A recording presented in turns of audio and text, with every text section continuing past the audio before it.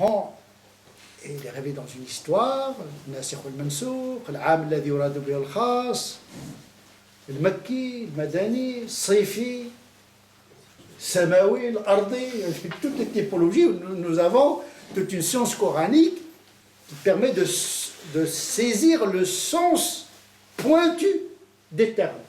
Le déplacement sémantique ou bien sémiotique d'un mot d'un verset à un autre, c'est-à-dire que le sens du mot il change en fonction de son usage, ce qu'on appelle la pragmatique du langage, c'est-à-dire un mot il peut avoir multiples usages. Dire encore, ou bien encore, c'est le même mot mais ce n'est pas la même intonation. Parce que l'écrit, ce n'est pas l'oral. Or, le Coran est un texte qui est déconnecté de son auteur.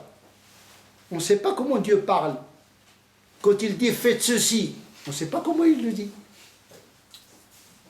Est-ce qu'il le dit avec un impératif catégorique, ou bien il le dit comme une recommandation, une autorisation. Donc on a besoin d'imaginer l'intensité de l'impératif, de ce qu'on appelle les indices du langage, le qara'in. Et là, on convoque un montage. On fait le montage, c'est comme un film, on fait le montage. On va vers la sunna du prophète sallallahu alayhi wa sallam, on va voir d'autres versets, etc. pour voir la charge normative du commandement. Parce qu'on n'a pas la perception immédiate.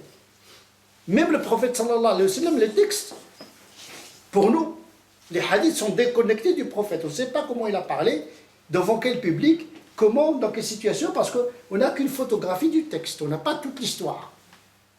Il faut faire le montage. Il faut faire le montage. Il faut faire l'histoire. Mettre le texte en contexte.